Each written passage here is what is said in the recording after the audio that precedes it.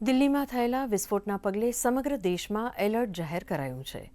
અંબાજી નજીકની ચેકપોસ્ટ ઉપર ગુજરાત રાજસ્થાનની પોલીસ દ્વારા સઘન તપાસ ઝુંબેશ હાથ ધરાઈ છે.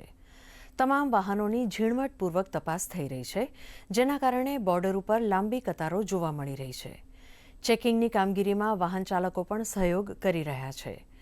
રાજસ્થાન પોલીસ પણ આબુ રોડ તરફ જતા વાહનોની તપાસ કરી રહી છે. જો કે અત્યાર સુધી કોઈ પણ શંકાસ્પદ વસ્તુ મળી નથી.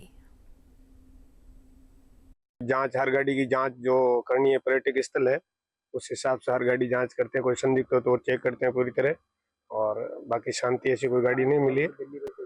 हाँ, वो दिल्ली ब्लास्ट की वजह से ही उच्च अधिकारियों का आदेश है कि हर गाड़ी चेक की जाए, इसलिए गाड़ी चेक कर रहे हैं।